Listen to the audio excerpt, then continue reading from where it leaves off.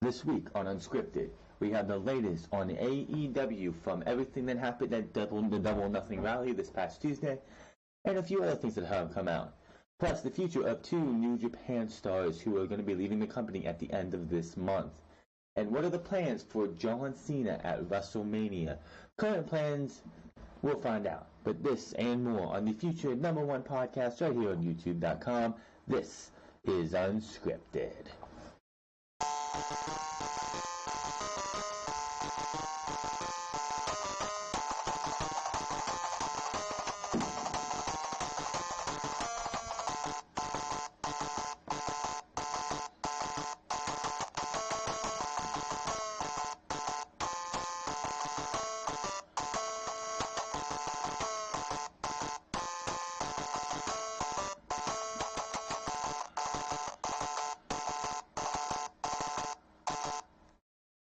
What is going on, everybody? It's the Frost, and we are back for Unscripted episode 52 for your January 12th, 2018.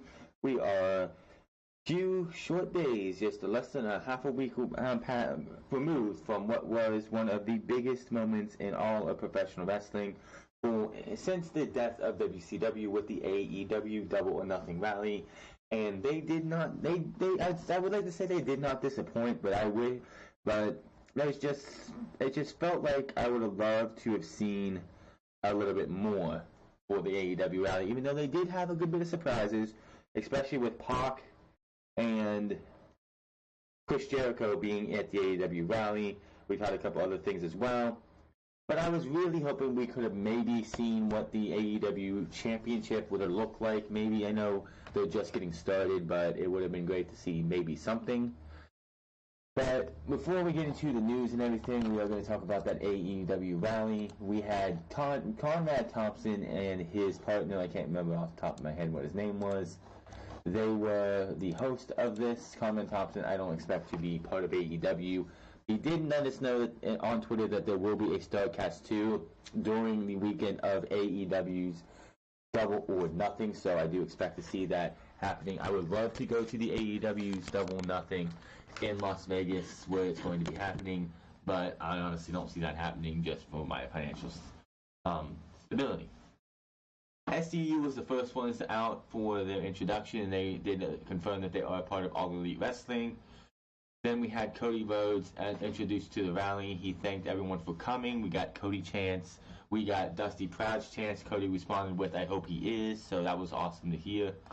Cody says they're going to change the infrastructure of the professional wrestling world with AEW. Brandy would elaborate on this later on in the entire thing.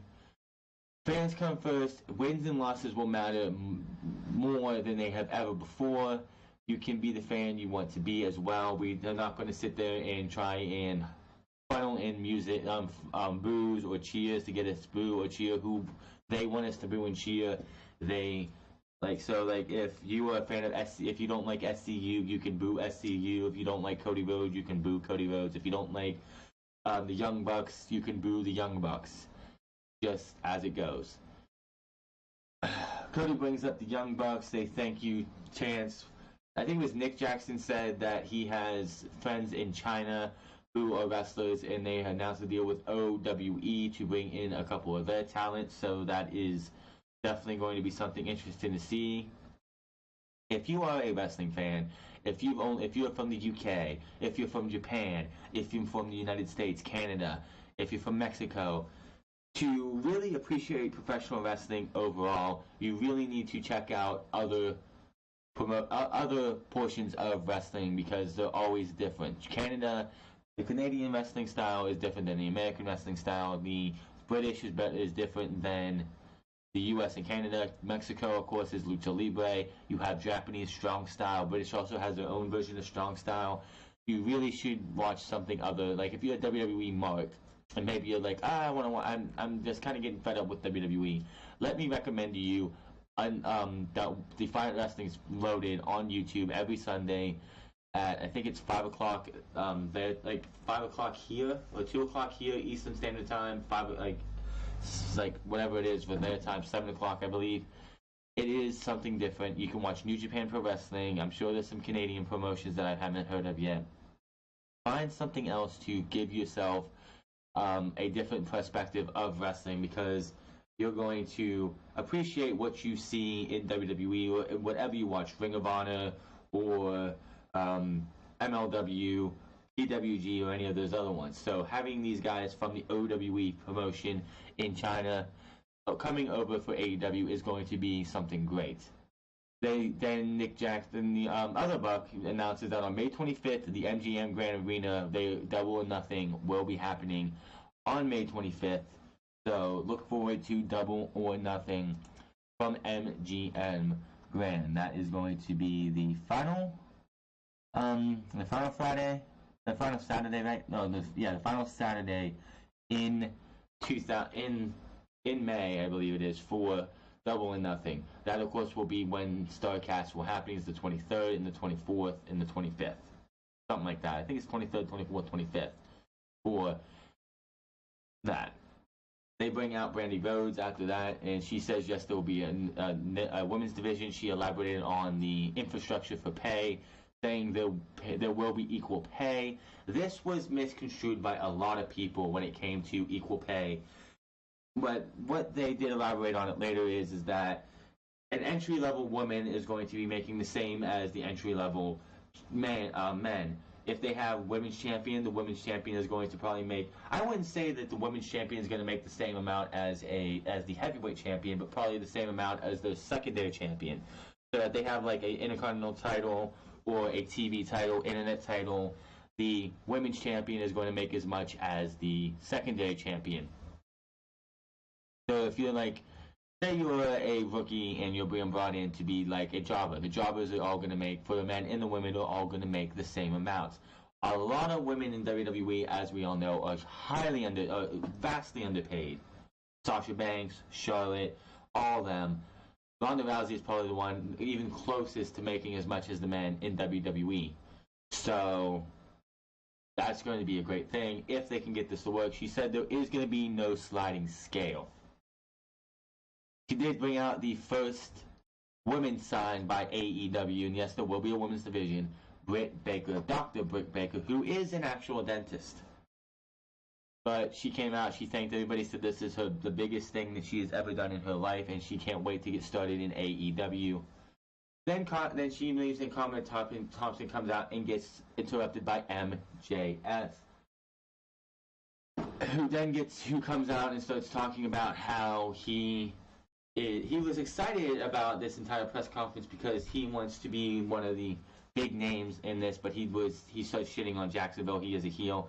The Jaguar mascot comes out and interrupts him, so to distract him, so Joey Janela can hit him with a crutch in the back, and Joey Janela and Penelope Ford are out for this. They do let you know that they are all in with AEW, so that's going to be a great thing as well. It was confirmed by Cody Rhodes that Joey Janela, who does his spring break thing in the weekend of WrestleMania, will be allowed to do that, his LA Confidential. And Chris Jericho, who is at the end of this, is going to be able to do his cruises as well. They bring out Hangman Page. Hangman Page wants to be the first AEW champion when all of a sudden music plays and Pac comes out, the former WWE Neville, who was one in wrestling gear, and two had his Dragon Gate championship along with him. It literally looked like he got done with a match and then walked out and talked about the fact that Hangman Page wants to be a champion in 2019, but Hangman Page can't even lace my boots. So it looks like we're going to be seeing, maybe teasing Hangman Page versus Pac at Double or Nothing. I would be not a problem with that. I've only seen Hangman Page wrestle at All In, so it'd be great to see what him and Pac can do. They have words off the mic, and Pac says a champion in 2018 and all that and everything. Page says if that was a challenge, he accepts, so it would be interesting to see. Then they bring out the Cody Rhodes and the Bucks. Cody says the second show after Double or Nothing, which does not have a date yet or a name, will be from Jacksonville, Florida, and large portion of the gate goes to victims of gun violence. And then after that, you could just tell something was up because they brought Conrad Thompson back out, and he's just talking about how he's just buying time for something. You don't know what he's buying time for. He's just sitting there, he's like talking about how, are you excited about getting the show? There's going to be a meet and greet after this, and just saying a bunch of bullshit stuff just to buy time. When all of a sudden, music starts playing, and it's Fozzy, the band Fozzy playing. You can hear Chris Jericho's music, voice in the music. And Chris Jericho walks out with some good pyro. And that's something else that is fun, is the fact that this entire rally, everyone had pyro pretty much the first time they came out. Jericho says he's all in with AEW, says it's not about the money. He has the money. It's about doing something different and new. It's what he's always done in his career, and he's going to be at Double or Nothing on May 25th. He ends the thing saying, I'm going to help change. I'm not here to help change the world. I'm here to change the universe. Taking a shot at WWE, the WWE Universe. And that was the end of the press conference. And then they had a bunch of pyro show at the Jaguar Stadium where this was at. But that was your AEW press conference. We will talk about more of that after we talk about Monday Night Raw, SmackDown Live, and NXT. Monday Night Raw was just another, anybody who thought change was coming, and I laughed at the beginning of that review, Monday Night Raw was trash. Absolute 100% trash. It was so bad that the only thing that was good was the Hulk Hogan memorial to Mean Gene Okerlund. Honestly, I wish if I could have one thing about Monday Night Raw change, I would have opened the show with Hogan doing the memorializing to Mean Gene Okerlund. Then I would have went to commercial break, came back, and then had the brawl, CENA promo, him and Drew McIntyre going back and forth, the tag team match, and everything else after that. Everything else on this show was just trash outside of that. It was not worth even talking about. You had the Revival getting screwed over again. I hope when their contracts run out, they're like, nope, we're off, see you. So they can go off to, if AEW becomes a success and becomes big, definitely would be great to see Dash and Dawson or whatever names they would use over in AEW where they would be used, right? And we would see matches against the Young Bucks. But of course, they got screwed over by getting rolled up and the foot being under the rope. How other ways are you going to screw the Revival before you either give them the tag team titles or you move on and have them lose clean? SmackDown Live again, was much better. The opening was great. I'm tired of seeing promos at the beginning of the show that happened in the middle of the ring. But Daniel Bryan, the evil, crazy vegan, is one of the best things about WWE right now. Outside of the Becky Lynch being what she is, Daniel Bryan on the men's side is the best thing going on the main roster. It was just amazing. The fact that he comes out, he talks about the concession stand, how all this stuff is just empty calories. We're emptying ourselves. We're just empty inside. It was a thing of beauty. Daniel Bryan was great. AJ Styles attacked him after a match with R-Truth, which he won. And SmackDown it was a good show, but it's the end of the show got my head scratching with the fact that we had why was Carmella in a triple threat match to see who was going to go up against Asuka at the Royal Rumble when she's number 30 in the Royal Rumble? Becky winning that match kind of gets me what are they going to do? We'll talk about it. I believe I have it in here. We'll talk about the set match supposedly right now for WrestleMania for the women's division on SmackDown Live or for Monday Night Raw when we get there. But how they're going to get there is going to be the interesting journey. What would be great about this is if it goes down this way, even though this isn't the way we want it to be, is how do you get there? And sometimes that's great about wrestling, is that we know the destination, it's how do we get there. Everyone knew that last year John Cena was facing The Undertaker, but how were we going to get there? And up until the match, a lot of people praised how it was built. Undertaker didn't say a thing. Undertaker was nowhere to be found. If that would have been Undertaker's only appearance in WWE last year, was his match at WrestleMania, which was a 2-minute match, I think people would have been very positive about The Undertaker last year in WWE. But then you did the Crown Jewel, the Greatest Royal Rumble. They did Super Showdown. They did Crown Jewel, and it was just too much. We'll see what happens. There's been no talk of an Undertaker match so far. What's going to happen with him? We'll get there. NXT, though.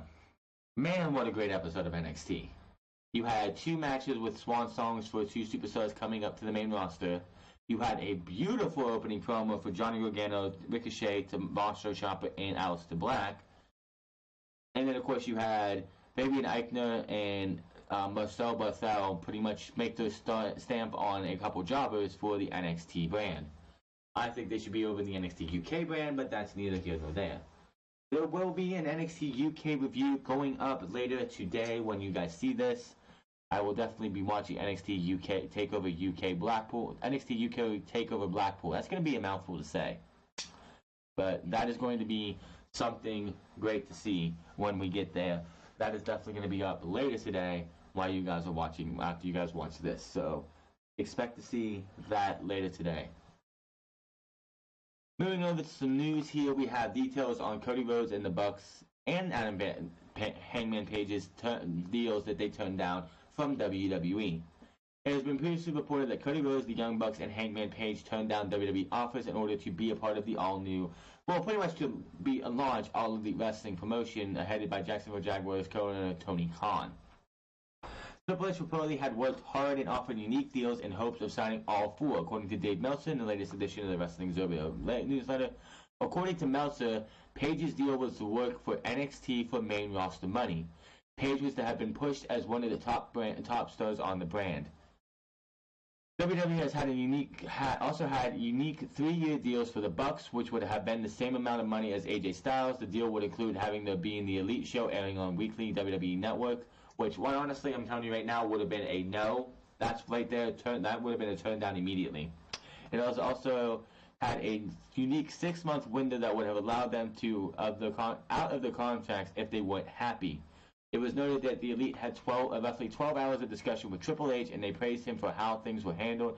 Apparently, Triple H also saw the humor in being the Elite episode where the Bucks superkick Kazarian, who was dressed like Triple H repeatedly, as their way of publicly turning down the WWE offers. Now, I'm telling you right now, when they were told being the Elite, like in the contract that being the Elite would be a WWE Network show, I'm telling you right now, that would have been an automatic turn down for me if I was them. Look what happened when Zack Ryder was doing the ZR True Island story. This is before the network. This was just YouTube. He was doing his own thing on YouTube. He was making his own fans. He was doing his own thing. And then all of a sudden, WWE required him after about after he started getting popular to put it on the WWE YouTube channel. Then would have him edit out stuff that they didn't deem appropriate. What do you think being the Elite would turn into if it went to the WWE Network? It would be a shell of what it's seen now. Matt and Nick Jackson do most, if not all, of being the Elite on their phones. Like, almost everything that you see of Be the Elite is done on an iPhone or a couple of phones and edited by themselves. Being the Elite on the WWE Network sounds like a cool idea, but it just would be, it would probably start out as you would see it normally. But first off, doing the crotch chops at the end of it would be erased. They wouldn't be allowed to do that anymore.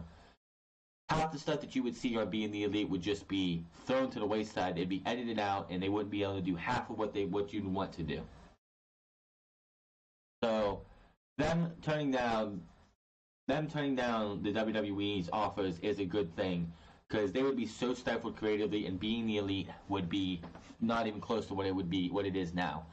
Matt and Nick Jackson did say that Being the Elite is going absolutely nowhere, but it might be harder to do on a weekly basis because they're not going to be on the road all the time at this time. But if you are a fan of Being the Elite, I've seen an episode or 2, but if you're a fan of Being the Elite and you're like, where is it this week? Why isn't it coming out this week? Be patient. They're going to do everything that they can to get it up as soon as possible. One member of the Elite that hasn't been talked about right so far is Kenny Omega. According to Tokyo Sports, Kenny Omega's time in New Japan Wrestling has come to an end. The former IWGP Heavyweight Champion lost the belt at Wrestle Kingdom 13 earlier this month, and it appears to be the final match for the company. The outlet says that he'll either be signing All Elite Wrestling, although the decision has not been made, either that or WWE. Kenny Omega says, and I quote, if I go to WWE, the fans will be pleased. Stated Omega, if I go to AEW, the fans will be happy. I want to be in a place where I'm going to be happy either way. The future looks bright for Omega. The Cleaner has established himself as one of the best wrestlers in the world and has put on some incredible matches. He told Tokyo Sports that his contract with New Japan Pro Wrestling is not over until the end of this month. Here's more on how Omega explained his exit. Reflecting back on it, the Wrestle Kingdom 13 match was about to decide the protagonist of New Japan. I take full responsibility for the loss. There is no real place for me to fit, so the best for me not to be in the New Japan Pro Wrestling. I can't be there working under Tanahashi. I don't think he's surpassed me, don't think he's better. If we can, I want to face him again, but I need time away, not just from New Japan. Kenny Omega has worked for New Japan since 2010, when he debuted in a tag team match with Kota Ibushi against Gato and Jado. During his run, Omega has a number of accolades, including being IWGP Heavyweight Champion, Intercontinental Champion, Junior Heavyweight Champion, Junior Heavyweight Tag Team Champions, United States Champion, Never Openweight Six-Man Tag Team Champions, and won the G1 Climax in 2016. So, moving on here, Meltzer on the Wrestling Observer Radio reports, Brian Reynolds is summoning Gordon Kenny Omega's New Japan relationship with Ring of Honor and All Elite Wrestling, and what is likely paying for WWE for that. Nothing will be official there until February 1st, and Kenny Omega has not said it specifically, but the tea leaves kind of say, I think that I've kind of heard from WWE that they really wanted him, and it's not going to happen. So unless something else changes, it's going to be AEW. If that's the case, New Japan really wants Kenny, so they would be working with All Elite Wrestling. I don't know how it's going to come down, but it's definitely went down from the idea that they're not going to be working with All Elite Wrestling now. I mean, they may at some point, anything could happen at this point, but for now, that wasn't going to happen. So you think it's got a very good shot of happening, but still, there's a lot of barriers. It's a really complicated issue. One of the things about it is the fact that they have a contract with Ring of Honor, and Ring of Honor, and I believe that I've heard that Ring of Honor contract with New Japan Pro Wrestling is up after the G1 Supercard in the night before WrestleMania. So, talking with AEW and Ring of Honor for New Japan will be probably picking up again in April. New Japan really wants Kenny Omega, and they really want Chris Jericho. I know Chris' deal expired with the Tokyo Dome, but in the dressing room, he challenged Hiroshi Tanahashi, and they want to do that match this year, Tanahashi and Jericho, of course. Jericho does want to stay. It's just a question of getting a new deal done. Jericho's deal with All Elite Wrestling is non-exclusive outside of the United States, so I could see him staying with New Japan. Everything that was happening last night changed last night again, so there we are. I'm sure it's going to be challenging a lot. Let me see here.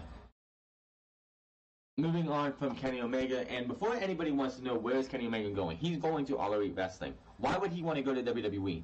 Why would he want to go to WWE and be told, oh, what's your finisher? Oh, you can't do that anymore because that's Killian Dane's move. Because Killian Dane does the All-Star Plantation, which is the One-Wing Angel. You can't do the V-Trigger anymore because that's what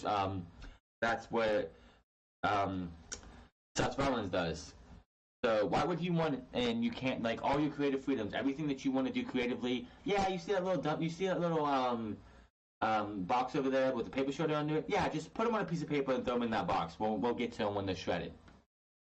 Why would you want to see somebody like Kenny Omega who, yeah, AJ Styles is one of the few people who's been signed by WWE, come to the main roster without going to NXT, and actually become something because of people's reaction to him and the fact that he's that damn good.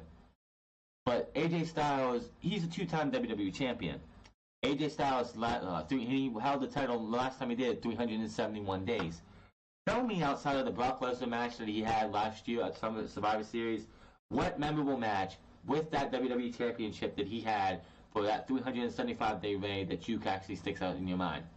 Would it be the six-pack challenge at Fastlane, the handicap match at the Royal Rumble, the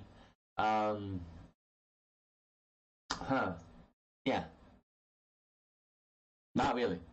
the quadrilogy or whatever it was with Shinsuke Nakamura, the 3 matches with Samoa Joe, the match with Rusev.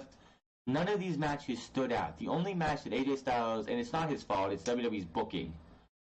AJ Styles, the only match that he had that was really worth talking about was his match against Brock Lesnar, and that was a champion versus champion match. His first title reign wasn't any better either. And the fact in between those two was him being a 2 or 3 time United States champion and winning it for the first time on a house show in Madison Square Garden. So AJ Styles, even though he's been one of the more better booked guys than other people, he's not been perfectly booked in WWE. And his promo skills are better than what WWE allows him to be. So why would you want to see Kenny Omega come in and yes, he might become Universal Champion, he might become WWE Champion, he might get the main event at WrestleMania, but still not end up being nothing to what you expect Kenny Omega to be. Moving on to a second New Japan guy, Kushida is leaving New Japan Pro Wrestling. Kushida is also he is leaving New Japan Pro Wrestling, saying he's going to try his hand at wrestling outside of Japan. According to the translation by Chris Carlton, Kushida made the announcement during a press conference and said, as Bayashi, I'm sorry if I messed that up, said, I will leave New Japan on January 31st. This was an extremely tough condition made with my Kushida. It was a very big decision in my life, and I'm thankful they understood. I will head overseas and to see the world of pro wrestling. I have been here in New Japan for 8 years. I was surprised at the scale of the business when I first came in and proud of being able to work here. The warm reception, the words, and from the fans made me who I am, and I am so grateful to them. You meet so many people in this business, from the fans to rivals to allies and staff, and they all help to grow me. When I won the Best of the Super Juniors a few years ago, I said I would lead the division to a bright future. I was so happy to hear the Best of the Super Junior finals will be in Ryogoku. Some may say I put it there, but this is due to the efforts of everybody in the division to make a change. I have no doubt the junior division will be absolutely fine without me. I am contracted with this company until the end of January, so I won't be talking much about beyond then, but it has been my dream for a long time to travel the world with professional wrestling, and that's what I will be doing. I increasingly took the role lately of working with younger talent, and while not teaching, learning together along with that. Going back and forth between Ring of Honor and New Japan, I realized I am now 36, have much less in front of me career-wise than behind. Being with Shibata in the dojo, I learned how difficult it was to teach the next generation. A lot of personal research has to go into that progress. For me, in order to be the best to teach the next generation, what do I need to do? When asked by Tanahashi what he loved and what he found to be tough, Kushida said, I love wrestling and never want to be away from it. I put everything into these 8 years.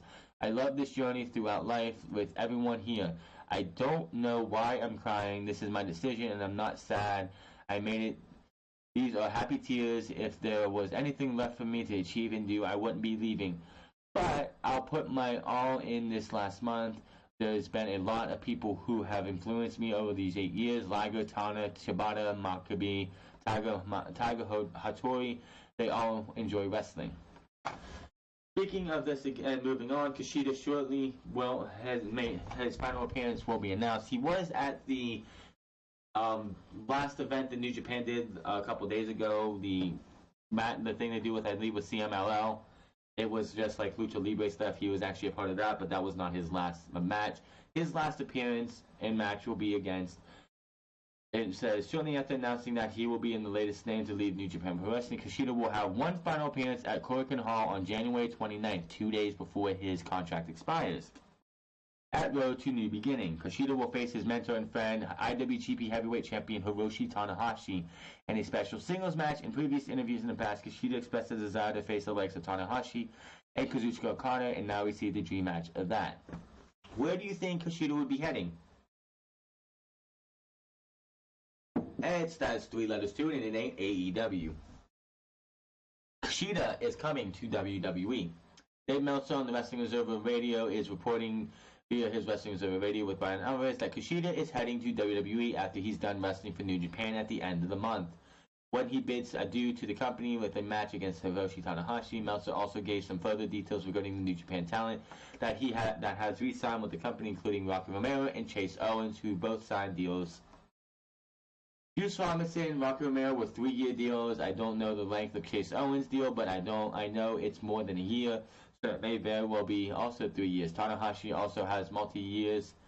We're not going to have this situation where every year they worry about what's going on. They're going to try to get these things a lot more stability with long-term contracts. Meltzer is stating that Kota Ibushi is not signed to anyone as he is working freelance. He's turned down everyone that he has wanted to sign him, including WWE. Now, Kushida is 205 Live bound after hopefully a stint in NXT. Plain and simple. He's going to be, if he doesn't go to NXT, he's 205 Live bound, and that's where he's going to be for the rest of his career in WWE. Quite honestly, if he doesn't go to NXT, I'd be fine with that if he's just going to go to 205 Live, because 205 Live needs names, and Kushida would be a name for them. Quite honestly, if he went to NXT, he would honestly, in my opinion, be lost in the shuffle in NXT simply because they have so much talent that's coming in. They just had Punishment Martinez face off against Matt Riddle a couple weeks ago. You have Matt Riddle, Keith Lee, Punishment Martinez, The Undisputed Era, more Raiders, and so many more. Johnny Gargano, Tommaso Ciampa. There's just so many that honestly I think Kushida would be one of those guys like an EC3 who comes in at the wrong place, wrong time. If he was just to go to 205 Live, it wouldn't be a bad thing. I'd rather him be on 205 Live, Kushida, than I would like to see him on Raw or SmackDown for the time being, so he gets a name for him. Like, he gets more name recognition in WWE. Moving on here, former Mae Young Classic competitors rumored to be coming to WWE. WWE's rather aggressive talent signing policy has made all kinds of headlines in recent times, and it looks like the formation of All Elite Wrestling is only going to make the approach to signing the best indie talent from around the world all the more ruthless. WWE is in the mode of All Elite Wrestling is a big thing. We got to make sure we get these talents, or they're going to go there, and we're going to be in trouble. WWE's backs are starting to get against the wall, and we know how Vince McMahon goes when his back is against the wall. According to Dave Meltzer in the latest Wrestling Observer Radio, Viper and Kaylee Ray are expected to sign with the company soon, with B. Priestley originally offered a deal as well. For the avoidance of any doubt, Dave Meltzer said, Viper, who is under contract with World of Sports, which will expire soon, is expected to sign with WWE for NXT rather than AEW, which both made offers. Kaylee Ray, also under the same contract with World of Sports, is also expected to sign with WWE. B. Priestley, who I've only really seen wrestle in Defiant Wrestling, and I'm surprised she was never contacted for the Mae Young Classic, but if she was, I'm surprised she wasn't there. Also with World of Sports and currently with Stardom and Defiant Wrestling, has gotten a WWE offer. At last word, her future was undecided, but she and Will Ospreay, who are an item, have talked about getting a place and moving full-time to Japan.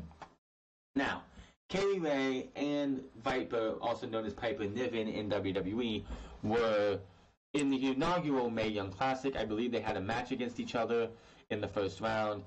They should have been signed right then and there. They should have had a contract. As soon as they got back to the code, they should have had a contract in hand. Sign this. You guys are coming to WWE. Why WWE waited 2 fucking years to get both of these women on their payroll is beyond me. Honestly, I think they should be signing to the NXT UK brand because that women's division only really has, it doesn't have as much as the women in NXT. There's so many women, probably even in the Performance Center, we haven't seen yet that are going to be in WWE, on the NXT brand. So the UK division could probably use a few more. You have Rhea Ripley, you have Jinny, you have Isla Dawn, you have Toni Storm. Dakota Kai, when she comes back from injury, will probably too. And Tegan Knox as well. And a couple other ones I can't probably think of off the top of my head. It would be probably beneficial for both Kaylee Ray and Piper Niven to be the NXT UK brand, because if they go to the NXT UK brand, they could still work because Kaylee Ray is majorly used in Progress. She is in Progress a lot. I've seen a couple of videos of her, and I want to see Kaylee Ray bitch Kaylee Ray, not Kaylee Ray smiling, happy Kaylee Ray. I want to see bitch Kaylee Ray because she looks like that fits her like a glove. Moving off the WWE stuff, we're going to go over the AEW as Shad and Tony Khan have statements on their roles. Following statement was sent to WrestleZone on Shad Khan, who says, I am a lead investor and supporter and backer of All Elite Wrestling, and I anticipate great things in today and into the future for AEW and everyone who has worked passionately on this week's launch. I know AEW will be welcomed by wrestling fans here in the U.S. and throughout the world who are ready for something new and authentic. AEW will work hard to deliver on that promise. And it's important, I am the proud father of Tony Khan, who will serve in a leadership role at AEW during the 2019 launch in the years ahead. Tony will assemble a great team to take AEW over the top for the benefit of everyone who loves the wrestling industry while continuing to serve his full capacities with Jacksonville Jaguars in Fulham. AEW will operate as an organization completely independently from my other interests. It will not deter attention or divert resources from any of my businesses, teams, projects, or investments at the time. AEW will enjoy the same full commitment I have given everything and everyone in my life, my family and friends, my businesses in recent years to sports, hospitality, and now entertainment.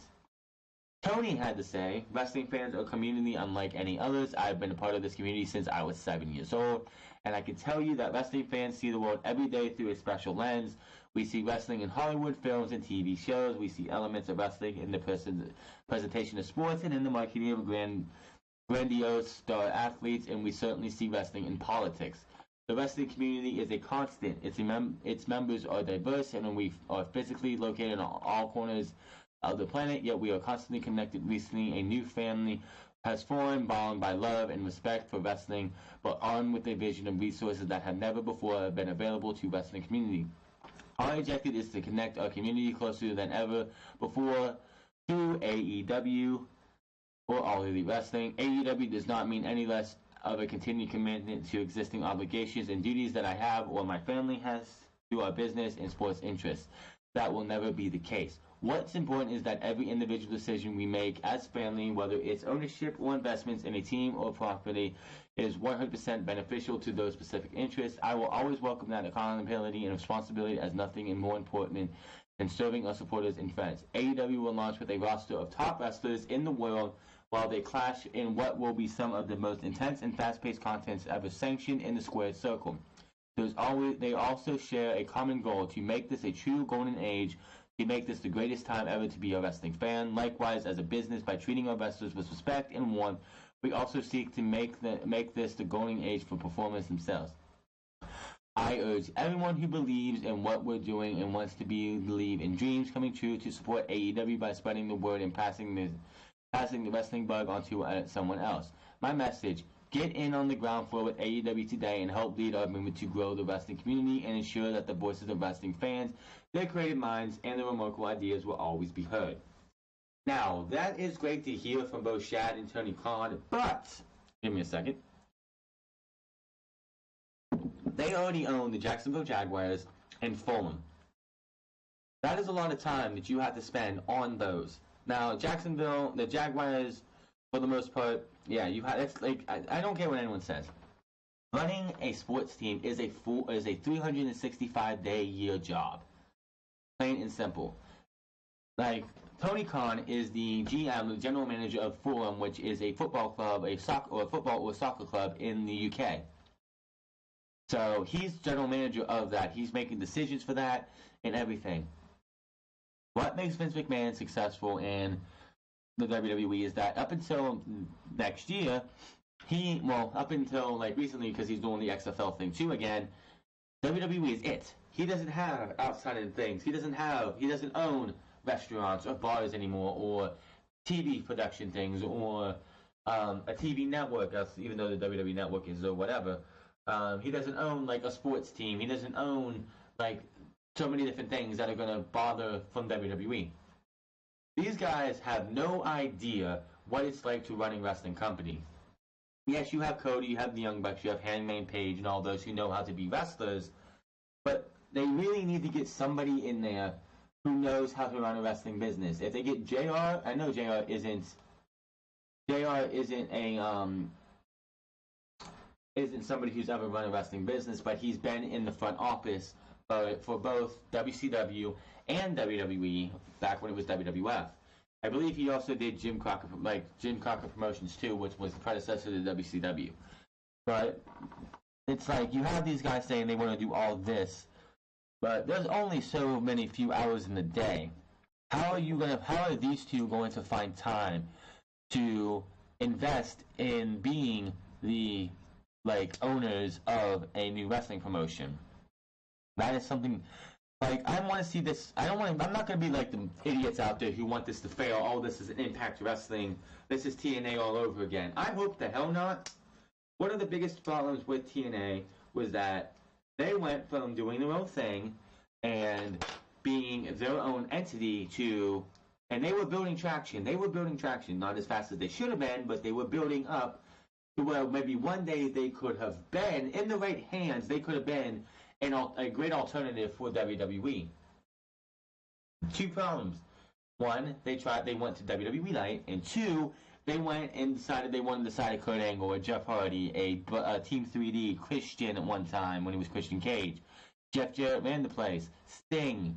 They wanted to push all of those guys when the unknowns like Bobby Roode at the time, AJ Styles, and James Storm, Eric Young, and so on and so forth. People, Chris Sabin, Alex Shelley, those guys.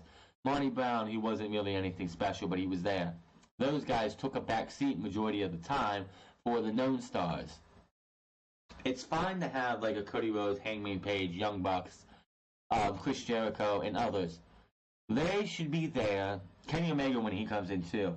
They should be there to build other stars. So when they are done wrestling, and they're just going to be in the back running the show, other people could be sitting there as like, Jason Ford, just going with the name there. Jason Ford is the next big star, and they put him over and they build him up to be a big name. When Cody and the Young Bucks are gone, this guy is the guy who is the big name on this show. I mentioned this last week when it was like the Young Bucks are being the bookers for this entire show, for AEW. I don't like that at all. I absolutely do not like that at all. When somebody who is a competitor in the ring should never, ever have the book. Ever. Because they might mean well in the beginning, and yes, I trust the Young Bucks over most because, like I said, at All In, they put Bandito first to be able to give him a name, and look where he's at now. He's wrestling for Ring of Honor soon. He's signed to Ring of Honor. But that starts out as a positive thing, but eventually what happens is they go, well, you go from being like booking things smart to booking for yourself and your friends. Look at the Click. The Click, if Vince McMahon wouldn't have had some kind of level head, would have taken over WWE themselves, and the WWE probably would have spiraled out of control because it would have just been what it was. If it wasn't for, I think, Bret Hart being there and people in Bret Hart's camp being there, the Click would have had more power over Vince McMahon, and they would have pretty much just been booking the show to make them look strong while everyone else just got thrown to the wayside. You cannot have, and I'm going to say it again, you cannot have somebody who is an active competitor running the books. It just does not work, and it will just lead to a catastrophe in the end. Plain and simple. So they need to, like, if they want to have, like, JR or somebody creatively who they can trust, book the shows to make sense, then it would make sense. But saying Matt and Nick Jackson are the guys booking the shows, I don't like that one bit at all. I don't want to see this fail.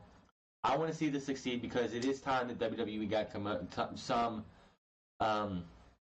some competition. When you have Vince McMahon pushed against the wall, he pushes back. He doesn't just sit there and like, okay, you have me against the wall, I'm done. No, he pushes back, and then eventually Raw and Raw at least will get better. SmackDown will get better. He'll fire everybody who's not making any sense, and he'll go out there and get people who will make it better. But they need to get people in that company to book this show to where Matt and Nick Jackson, they could be executive producers, vice presidents, whatever, but saying they are the people who are going to be booking the show, I just feel that just smells of like eventually backfiring and taking AEW from being a potential number 2 to a 4th and staying there. Update on the working relationship with New Japan, Ring of Honor, and AEW. According to Dave Meltzer, the Wrestling Observer, New Japan is currently expecting to continue to work with Ring of Honor, and currently they aren't working with All Elite Wrestling. He says New Japan has made the decision that they are going to work with Ring of Honor, at least for the right now. They are not working with All Elite Wrestling, which is really interesting dynamic because I know that even as of late, a couple days ago, All Elite was kind of thinking that maybe Kenny Omega would work for New Japan and All Elite Wrestling both, and they would be able to. Elite wanted to keep their talent working in New Japan and wanted to partner with New Japan on events, and that's not going to happen at least right now. Who knows what happens in the future, but that's the thing right now, and they may have cost them Kenny Omega. The company is only losing the talent of Young Bucks, Cody Rhodes, Adam Page, Kushida, but Omega is another valuable commodity. That a decision like this from New Japan may have been affecting him taking a leave of absence from his primary home. New Japan right now wants to keep their contract with Ring of Honor, and they're going to have to until G1 Supercard in April. But you know damn well if they can get any way of having Kenny Omega on their shows, in any way, shape, or form, they're going to make it happen eventually. Update on Chris Jericho and New Japan Pro Wrestling. At Wrestle Kingdom 13, Chris Jericho lost the IWGP IC title to Tetsuya Naito in a no disqualification match. In his post-match interview, Jericho was adamant in saying that he was not done with New Japan Pro Wrestling. Jericho also made his intention clear on wanting to face the new IWGP Heavyweight Champion, Hiroshi Tanahashi. Jericho's contract with New Japan expired at Wrestle Kingdom, and the former IWGP Intercontinental Champion recently thanking AEW President Jacksonville Jaguar Kono for helping him get the tickets to the NFL game was speculation and confirmed that he was working with AEW. Jericho said of New Japan, Dave Meltzer revealed that while Jericho's contract with New Japan expired at Wrestle Kingdom 13, New Japan really wants to keep him. He noted that Jericho wants to stay with New Japan as well. Dave further said that New Japan wants to book a match between Tanahashi and Jericho in 2019, when with Jericho wanting to stay in the promotion. It's a matter of time before both parties agree on a new deal. That, of course, was before we got to last Tuesday. Jericho's decision to sign with AEW looks to be a recent one, as he had talks with WWE just in the last few weeks, according to Dave Meltzer. He noted Jericho revealed his affiliation with AEW at the Double or Nothing Rally. He later stated in a video that he was with AEW for the long haul and that he was looking forward to changing the universe with the new promotion. Jericho stated at the rally that he was not doing this for the money because he already has that, but he was doing it because he believes in trying some new things and trying different things as he is doing. And anybody who knows Chris Jericho, not personally but in all, would know that if there was no big TV deal coming from All Elite Wrestling, he would not be signing. Jericho knows a couple things, but he knows if All Elite Wrestling was just coming up and there was no TV deal whatsoever, you would not see Chris Jericho in this company. Jericho appeared on Busted Up earlier to talk about his momentum move to the all-new AEW wrestling promotion, being started by the Khan family alongside Cody Rhodes and the Young Bucks. Jericho talks very openly about there was a strong TV deal on the table and says that if the promotion is able to land a deal with one of the networks that he is aware of that being in negotiations with, fans and wrestlers alike will know that All Elite Wrestling is the real deal. The whole thing, there's a whole backstage element that's being signed of all of the things that you see in WWE, from talent relations to booking agents to director of the show. As far as TV goes, I mean, that's one of the things I wouldn't have gone to All Elite if there wasn't a strong deal on the table, and there's a couple that I know are on the table that are like, wow, that's really what they need. Now, he did not elaborate on any of those names, but of course TBS and TNT have been thrown out there. And it is a shock, the fact that 18 years ago, the Turner Networks threw off WCW and killed that promotion completely because they did not want to see the person running programming on the show hated professional wrestling back then. The thing, 18 years later, we could see on TBS or TNT on Tuesday, because as we know, Tuesday Night Dynamite was what do I want to say, was trademarked by AEW. So that looks like what they're going to be doing for a TV deal. Chris would go on to further say that the prospect TV deals will be definitely allowing all those who are curious about the promotion to know that this is a major force in the industry. By me joining the company, I think fans and wrestlers most importantly think, holy shit, if Jericho went there, this is the real deal. And yes, the television deals that are being talked about, once again, nothing is set in stone, but if it's one of the three that I know, people will go, okay, this is a real deal. WWE responds to Jericho's move to AEW by moving him to the alumni roster. It sounds like Jericho's deal is not an exclusive contract, as he's still interested in working with New Japan Pro Wrestling. It is believed that most of the AEW wrestlers will sign exclusive deals, with Jericho's could be different. Jericho still wants to work for New Japan if a deal can be worked out, and New Japan officials are said to be very interested in using Jericho for the big events in the future. Jericho's AEW debut will come at the first big event on Double or Nothing in Las Vegas on Saturday, May 25th at the MGM Grand Garden. Jericho coming to AEW took AEW from, oh, it's just an upstart to motion, like this could be something big. If they get the big TV deal from Turner or Paramount or anything, it doesn't matter. Whatever they get, as long as it's something like a Paramount, which is if it's Viacom, the Turner Networks, or anything else, I don't see them going to TNT. For the simple fact is, around playoff time, well, TNT does Tuesday and Thursdays for NBA every single year. Tuesday and Thursday from October up until October up until March, or up until April, and then of course the playoffs. I don't see them going to TNT. TBS I can see, for the simple fact is it's not as much. I mean, they could do TBS, True TV, any of those.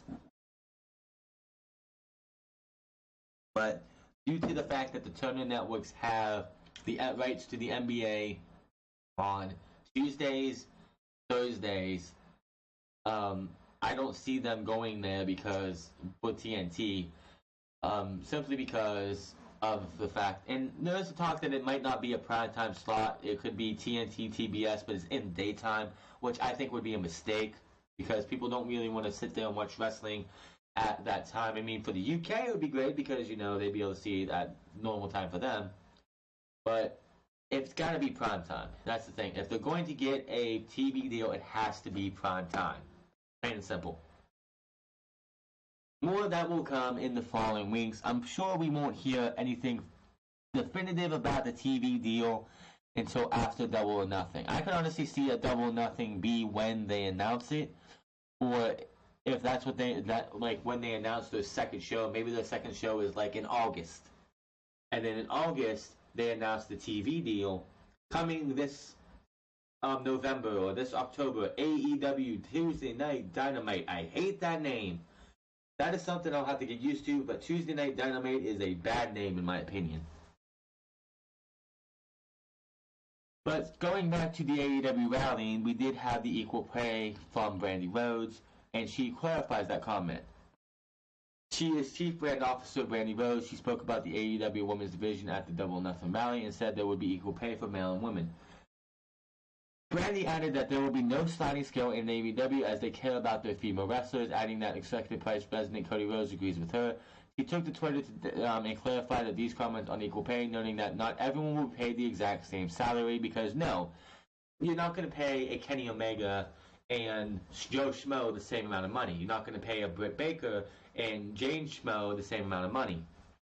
Brandy added there will be no sliding scale and everyone will not be paid the exact same salary regardless of their position. Equal pay means equal opportunity regardless of sex. It does not mean that everyone will be paid the exact same salary regardless of their position. It means that gender pay caps does not apply, and entry-level woman won't make less than an entry-level man because of her gender. This will be something that hurts WWE completely, especially on the women's division side. If this actually comes to fruition, and I'd have to see if it actually does, but if it actually comes to fruition and say the AEW women's champion is getting paid, like, say Adam Hangman Page is the secondary champion of AEW, and they're paid the same. You're damn straight that you're going to see a woman like a Sasha Banks, a Bayley, a Becky Lynch go, Charlotte's going to stay in WWE. Charlotte's WWE lifer. I'm sorry. WWE is going to do everything they can to keep Charlotte because she's Ric Flair's daughter, and they don't want to lose Ric Flair any way, shape, or form. So Charlotte's going to be WWE lifer no matter if she wants to or not. But you can see like a Bayley go, well, they get paid extra. They get paid more than I've ever made in WWE. And the chance that there might be health insurance. Yeah, I'm gonna like let my contract run out and I'm gonna go over to AEW. Now you're not gonna have like a Alicia Fox who's gonna probably retire maybe soon, whatever, or a Dana Brooke come into AEW. Why would you want Dana Brooke anyway? But I'm just saying, like a Dana Brooke come into AEW and get paid Britt Baker money or Brandy Rhodes money or whoever else they have for the women's division money. It's just not gonna happen. You start at the bottom, you get paid bottom money. If you work your way up to the mid-level, you get a pay raise. Men and women at the same time. Say you have like, say Johnny Gargano and Candice LeRae came over to AEW, and they started at the bottom. They'd be paid the same. They both make it to the mid card. They'd be paid the same. They both make it to the main event. They'd be paid the same. There you go. Cody and Brandy Rhodes revealed how exclusive AEW contracts will be. Tuesday night was a historic evening. I wouldn't say historic, I'd say on the brink of historic. And it had nothing to do with WWE hosting SmackDown there. AEW Wrestling held their launch rally, announced Double or Nothing, revealed their initial roster. At the introductory press conference, many other executives held more Q&A sessions from the assembly media, including Wrestling Inc. EV Cody Rhodes and Chief Brand Officer Brandy Rhodes addressed exclusively regarding his talent, and wrestlers such as Joey Janela and Chris Jericho would still get to do other outside events. I can actually confirm that Joey will be able to do his spring break show, said Cody. Chris will be able to do his cruise. Janela has held the spring break event for the past 2 years by GCW. Whoever put this in here said Janela has held the spring break event presented by GCW every year since 2017. That's 2 years. You say for the past 2 years instead of every year since 2017. So whoever wrote this, the news I got this from, you need to get your wording right because you would say the past 2 years instead of every year since because it makes it sound like it's been going on for 5 or 10 years. And the one this year will take place in April in New Jersey. Jericho held his first ever rock and wrestling major at Sea this past October, and he plans on doing another cruise later this year.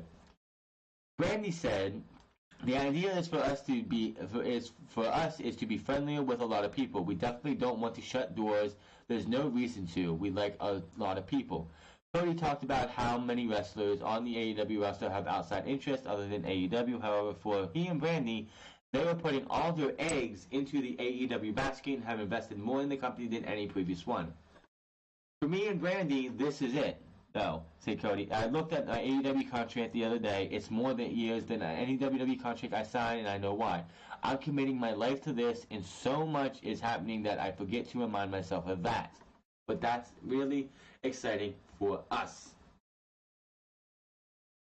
News on that's great for them. I hope everything works out. The contracts are not, a lot of people are going to be exclusive because that's all they're going to do.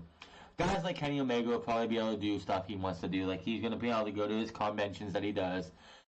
Chris Jericho, Joey Janela are going to do their things too. I expect that the entry-level guys and girls are not going to get the contracts of like a Kenny Omega, Chris Jericho, Joey Janela, Penelope Ford, Hangman Page. They're going to get probably like an NXT UK contract where they can only work for AEW on the big level, like no WWE, no Ring of Honor, no Impact Wrestling, no New Japan. But they're going to be able to go work for the local indie events. They're going to be able to go work for like anything that's small, like small potatoes. Like if they're from an indie show, which I know Heartland Wrestling Associations are just across the state from me. If you are from HWA and you want to go work there for work a match or so, I'm sure if you're an entry-level guy or like in the middle, you're probably going to be able to go work those events instead of, as well as All Elite Wrestling. Only time will tell as we go. Update on some commentary on commentary team. It looks like Alex Marvez, who was Carmen Thompson's what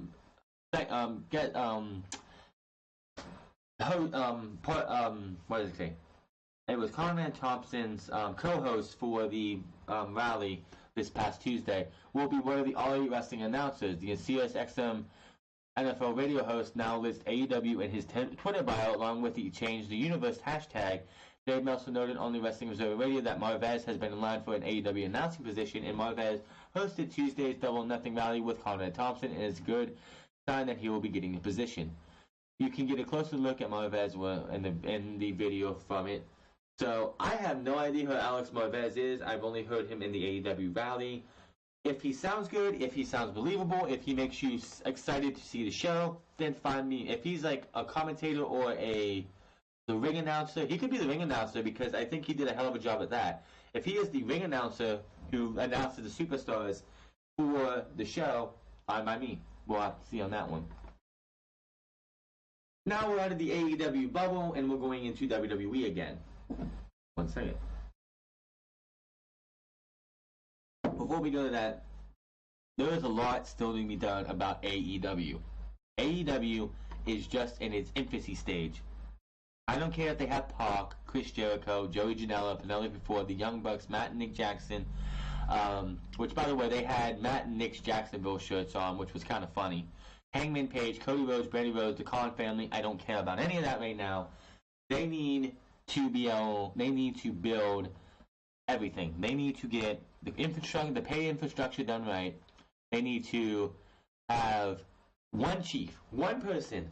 This is why WWE, up until recently, has worked so well, is because everything goes through Vince McMahon. Everything. From the 80s, the 90s, the 2000s, and now. Everything goes through Vince McMahon. And sometimes we get some good stuff. Seth Rollins cashing in at WrestleMania. That went through Vince McMahon. The Austin era. That went through Vince McMahon. The Hart turning heel and becoming the anti-American heel in '97. That ideas and stuff all went through Vince McMahon. Everything, not everything good goes through Vince McMahon. Like, everything comes out great, but we've seen a lot worse. Look what Vince Russo turned into when he went to WCW and didn't have that filter, and how bad he did in WCW. You have one person running the show, and I mean one person. You can have all these ideas and all these things that you want to do for your show, but you have one person who says yes, who says no. And like, if Cody is going to be the person at the top, and you have the Young Bucks sitting there being his consultants, like, that's not a good idea. Oh, that sounds like a good idea. That's one thing. But you need one person at the top. You don't need 4, 5, 6, 7, 8. We don't need a WCW inmates running the asylum type thing that like 6 months down the line or a year and a half down the line. Who's going to be running the show? Who's going to be the person who's... And they said Matt and Nick Jackson are the bookers. That's still iffy for me, but they got to figure out who's at the top and everything in between. And please, please, please, do not script your wrestlers. Do not script everybody. Just let them go out there, give them their bullet points, and say this can be said and this can't be said. But just, that's all you need. But we need to know who is the man or woman in charge who has the final say on everything. If we have inmates running the asylum 6 months from now, or 10 months from now, or 2 years from now, it's just going to be a disaster in the end. Coming back over to WWE, update on Royal Rumble changes. At the Royal Rumble, Ronda Rousey will defend her Raw Women's Championship against Sasha Banks, according to the Wrestling Observer News Radio. Dave Meltzer stated that Charlotte Flair was originally to face Ronda Rousey for the title at the event in a rematch from their Survivor Series encounter. WWE nixed that, instead giving Sasha the opportunity. Ronda has been adamant about facing Sasha Banks on the PWI podcast a few months back. Rousey was hesitant at first to face Sasha, but was enticed with the idea. She said, "I would really love to wrestle Sasha Banks," stated. I've just been so impressed watching her work, and see her in the back and see her work, and I was always a fan of hers before. I think that we would be able to make something great together, and I think she has given a lot of women their best matches ever. But I almost feel like I'm not at the right level yet for her. I really think that we could make something really special and really great, but I don't know that I am the level that's ready for that yet, and I don't know if the company would ever like that, but but in a perfect world, I would definitely love that for sure. The idea going around, according to Meltzer, is that a three-way bout between Charlotte Flair, Becky Lynch, and Ronda Rousey could happen at WrestleMania. It is still under consideration, and plans can change. There is also the possibility of Charlotte facing Ronda at the pay-per-view leading up to WrestleMania. The Royal Rumble, of course, takes place January 27th inside Chase Field in Phoenix, Arizona. I'm glad that they nixed that for the simple fact is, first off, Ronda's on Raw and Charlotte's on SmackDown. I don't see WWE coming even close to finding a creative way to explain why a SmackDown superstar is getting a title shot against a Raw superstar. Unless you're going to kill the brand split completely, it would make absolutely no sense. I don't see WWE finding a creative way to get this done. So going with Sasha Banks is great because it also can sow the seeds even more, or grow the plants even more on the 4 horsewomen versus 4 horsewomen match that Vince McMahon desperately wants to do by the end of this year. So Ronda is going to end up in this year be facing Sasha Banks, Bayley, not Sasha Banks, Sasha Banks. She'll probably face Bayley. She'll probably go through all 4 horsewomen one way or another. And if the match between Charlotte and Ronda Rousey happens before WrestleMania, it's either Fastlane or Elimination Chamber. How are you going to explain a SmackDown superstar outside of Survivor Series where it's SmackDown versus Raw? How are you going to explain, and it makes sense without going, oh, she's just getting it because it's Charlotte Flair? That'll piss people off even more and probably get that match heavily booed. But how are you going to get that to happen? Just leave it and just come up with a creative way to get the triple threat match. Don't even try and do that. Just get the triple threat match if that's what you want to do. They don't need much. As I stated last week or a couple weeks ago, they don't need to do Charlotte versus Ronda anymore. You already had that at Survivor Series. Instead of giving it to Asuka and having having Ronda versus Asuka with Ronda getting beat down still with a kendo stick if you wanted to, you gave it to Charlotte and gave away 2/3 of that 2/3 of that triple threat match. We want Becky versus Ronda, and that is it. Not that hard. Speaking of the Royal Rumble, WWE Worlds Collide tournament set for the Royal Rumble weekend. WWE superstars of NXT, NXT UK, and 205 Live are set to battle on the first ever Worlds Collide tournament, one of the most unique tournaments in sports entertainment history, and it will goes down at Royal Rumble Access in Phoenix. Brand versus brand dream matches will become a reality as 15 superstars in total, 5 from NXT, 5 from NXT UK, and 5 from 205 Live will compete over the course of 2 days, with the tournament winner receiving a future NXT UK, or 205 Live championship match of their choosing. That means anyone can become a champion on any brand. The World Collide tournament, which will be taped for WWE Network special, kicks off with a 15 superstar battle royal on Saturday, January 26th at 8 a.m. session of Access. The order of eliminations in the battle royal will determine the first round matchups for the 15 superstar single elimination tournament beginning later that session. The battle royal winner will receive a first round bye. The tournament will continue on Saturday's second session of Access, taking place from 1 to 5 p.m. before concluding on the final Access session on Sunday, January 27th from 8 to 12 p.m., featuring a veritable who's from all 3 brands. The tournament will include the following superstars: from NXT, Adam Cole, Velveteen Dream, Dominik Dijakovic, Keith Lee, and the soon-to-be Raw and SmackDown superstar Otis Dosovich. NXT UK will have Mark Andrews, Tyler Bate, Travis Banks, Jordan Devlin, Zach Gibson. And from 205 Live, Sammy Alexander, Tony Nese, Drew Gulak, TJP, and Humberto Carrillo, who was added to this but then taken away because he had not made his debut yet. He is supposed to be making his debut, supposedly answering a Buddy Murphy Open Challenge this coming Tuesday.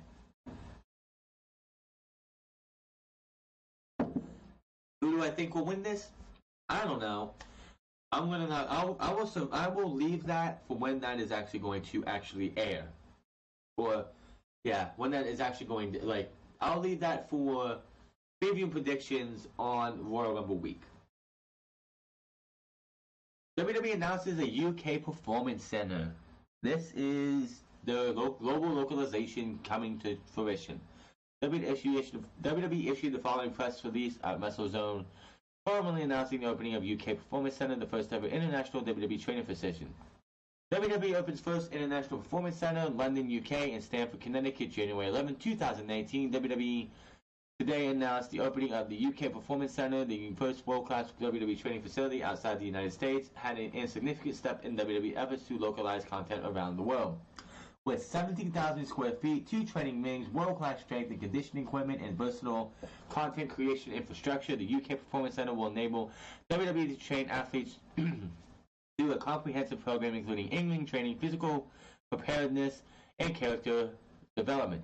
This is the latest milestone in a global localization strategy, and the next step is in establishing local NXT talent brands around the world, said Paul Triple H Leverquist, Executive Vice President of Talent, Live Event, and Creative. We are incredibly proud to open the UK Performance Center and provide our NXT UK superstars the same world-class coaching and development programs that we deliver at WWE Performance Center in Orlando, Florida.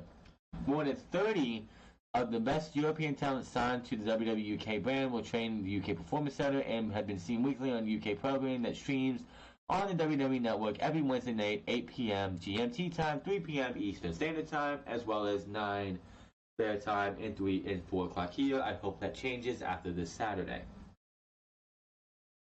Well, you saw this coming, and this is honestly not the last performance center outside of the United States they will be opening.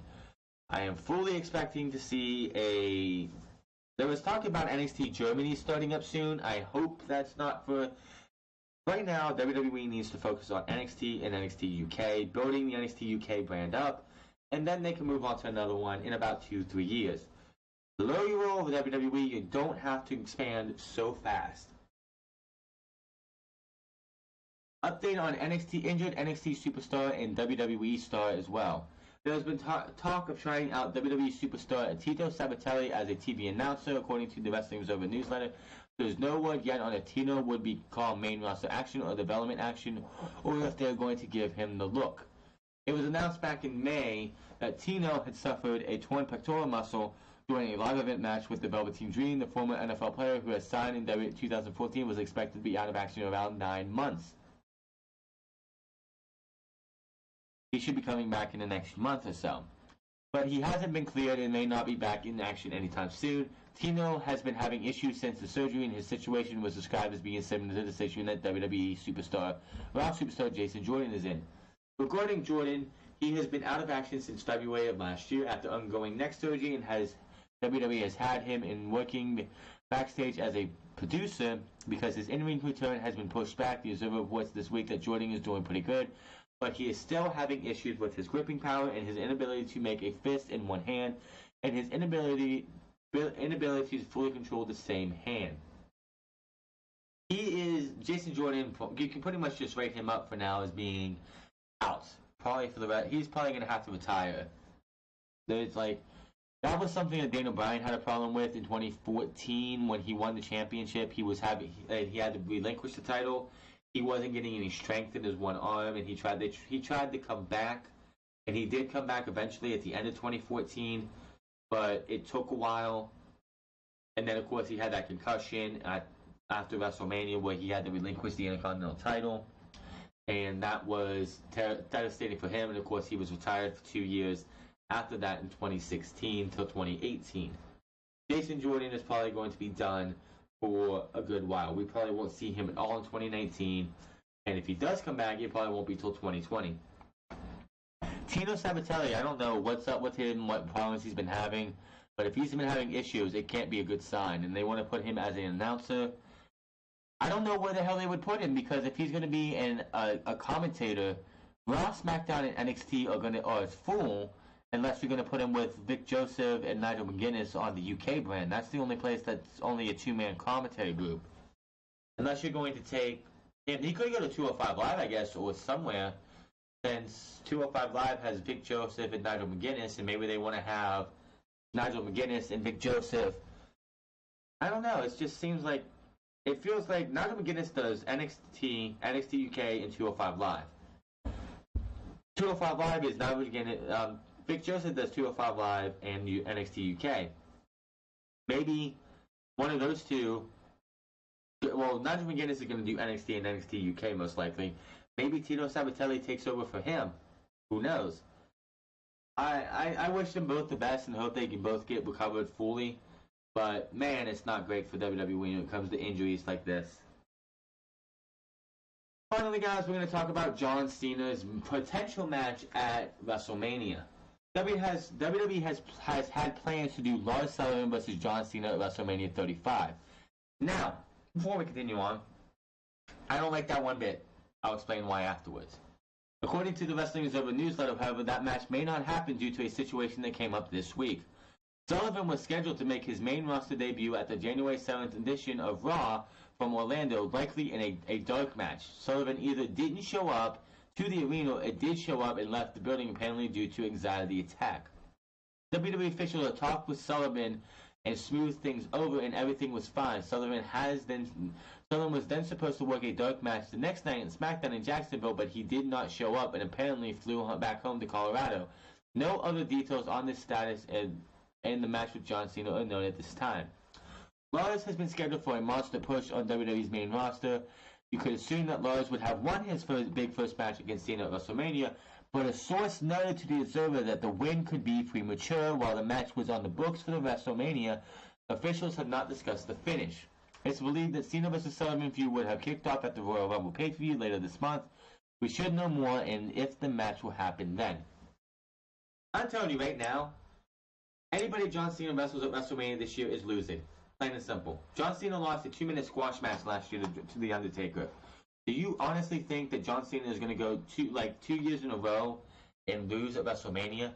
Look at WrestleMania 31 when he went up against Rusev, when a match that Rusev should have won to get that big rub to be the big monster heel. John Cena won.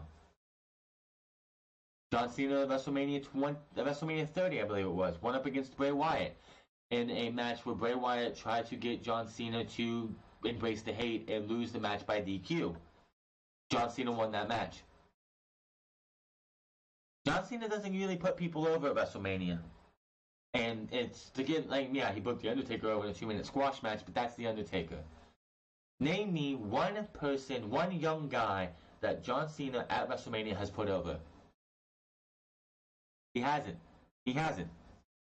Do you really think that if Lars Sullivan goes up against John Cena at WrestleMania, that Lars Sullivan is going to win? He's not. Now, when it comes to the anxiety attack, I don't think I've ever had one of those. I could be wrong. But those things are something you have to take seriously. You have to. And unfortunately, it could hinder Lars Sullivan. Why he had an anxiety attack, I don't know. I don't know the guy personally. But definitely not a good thing for this guy. It's definitely not a good thing for his health. Anxiety attacks are not something to joke about. But WWE has all these plans to try, these big plans to get this guy to be the next big terrifying monster, and it's just gonna probably be for nothing. And it sucks that he has these problems, and I hope whatever they have to do to get him to be better will work out for him. But man, WWE just can't win, can they? I hope Lars Sullivan can get better. I hope his anxiety attacks. His anxiety attack was like a one-time thing. I've never heard him have a problem like that in NXT. And he was in an NXT Championship match a couple months ago at an NXT TakeOver. I think it was the Chicago one, right? Yeah. So I never heard anyone talk about him having an anxiety attack. Maybe he was just nervous going to the main roster after being in such a confined area in NXT, an isolated area. NXT is more isolated than WWE itself because most of the arenas are so much smaller, and you're going to these bigger arenas that maybe he just couldn't handle it. And that's just it's not a good thing for his health because especially after what happened with Mauro Ranallo 2 years ago, WWE has to take this stuff more seriously or they will have a lot of backlash, and that's something WWE does not want to see. But that is definitely something that I hope Lars Sullivan feels better, and him coming up to the main roster will happen still, and they expect to strap a rocket to him, but can the big guy handle it? That is the big question. And again, I don't want to see somebody like Lars Sullivan going up against John Cena at WrestleMania because 9 times out of 10, John Cena is going to win. John Cena would probably go in and beat Lars Sullivan and then get destroyed afterwards, so he could be like, oh, well, Lars Sullivan got his heat back because John Cena beat him prematurely. No. I don't want to see it. Lars Sullivan deserves better than than having John Cena beat him with an attitude adjustment. I don't want to see it. Just don't want to see it. But that is going to be all for Unscripted this week. Make sure to hit that subscribe button, comment down below, like or dislike this video. Follow me on Twitter at TheFrance. Follow me on twitch.tv/TheFrance08. I will see you guys here later, actually, for the NXT UK TakeOver Blackpool review. Can't wait to see this thing. I am a fan of a lot of these guys. I definitely can't wait to see what Dave Mastiff does. What if Joe Coffey can wrestle away the UK Championship from Pete Dunne? If the Grizzled Young Vets or Mustache Mountain will win the NXT Tag Team titles for the first time? And can Toni Storm reach her destiny and be the NXT UK Women's Champion? I will talk about that all tomorrow, later on for you guys. Until then, my name is TheFrance. I'll see you guys later and have a good one.